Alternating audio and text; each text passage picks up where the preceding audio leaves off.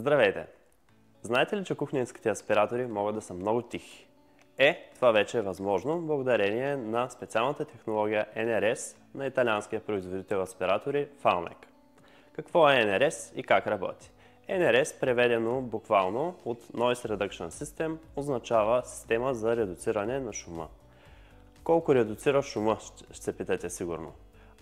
Ако обикновените аспиратори достигат до 70 децибела шум, тук при Valmec може да имаме до 86% намаление на този шум, стигайки до 40-42-3 децибела. Какво обаче означава това? Това означава, че все едно си шептите в ухото. Или докато си готвите на аспиратора, няма необходимост да увеличавате силата на шума на телевизора си. И има и минус обаче. Ако сте мъж и обичате да готвите, ще чувате жена си през цялото време какво ви мрънка. Така че, дали е най-доброто, оставяме на вас да прецените. И така или иначе, вече тихият мотор, произведен от италианците, става още по-тих благодарение на тази система. Как е постигнато това? Много лесно. Има шумоизолиращи материали в обвивката на целия мотор, като това го прави още по-тих, намалява вибрациите, намалява и шума. Освен това обаче, като екстра, тръбите, с които се отвеждат самите аспиратори, също са шумоизолирани. Но не е ли малко задължаващ точно този дизайн да изберем, защото има NRS? Не е задължително. Защо? Защото аспираторите с NRS могат да бъдат както дизайнерски, така и напълно вградени. А сега ще ви покажем и един Т-образен. Ето как изглежда и Т-образният вариант. Тук мога лесно да ви покажа и какво точно представлява Noise Reduction системата на живо. Заповядайте да погледнете. Издърпваме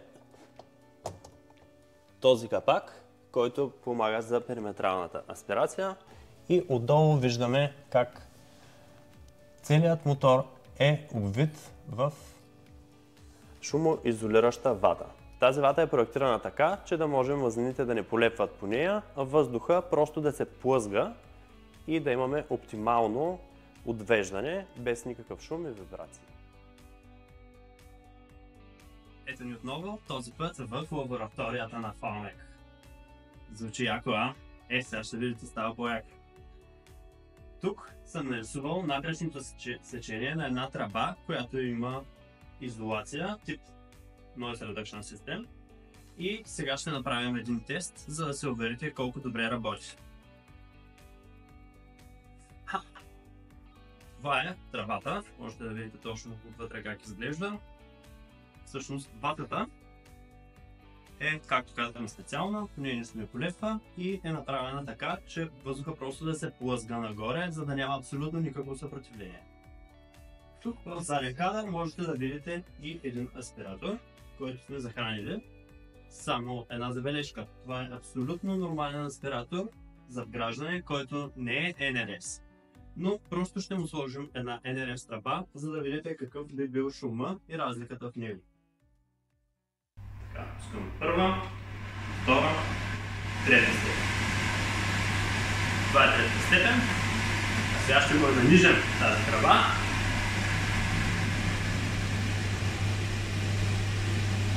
И, както виждате, на обикновен аспиратор, който вътре в обвивката на мотора си няма никаква изолация, само с тръбата се намалят с около 40% шума. Ето отново.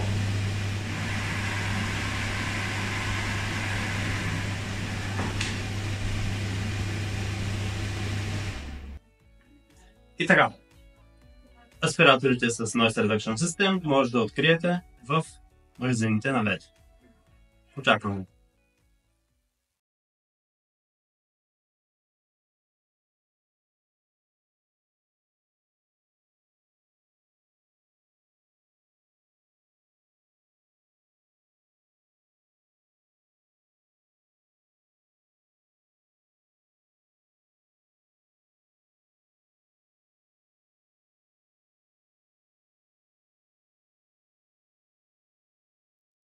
Ето ни отново, този път в лабораторията на Valmec. Звучи яко, а?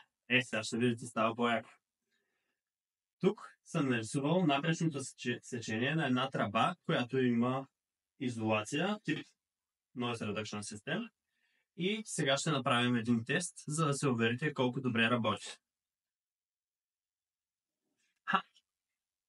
Това е тръбата. Можете да видите точно отвътре как изглежда.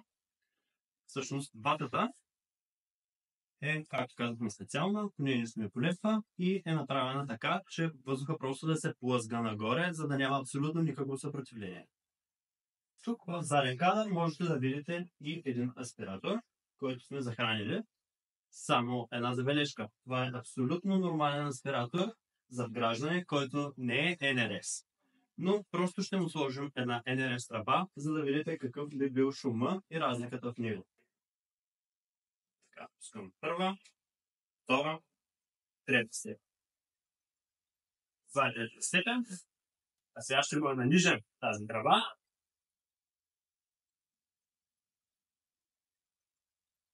И, както виждате, на обикновен аспиратор, който вътре в обвивката на мотора си няма никаква изолация, само с тръбата се намалят с около 40% шума.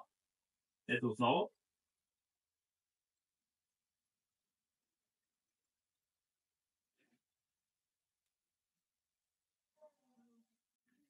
И така. Аспираторите с Noise Reduction System може да откриете в магазините на Век. Очакваме.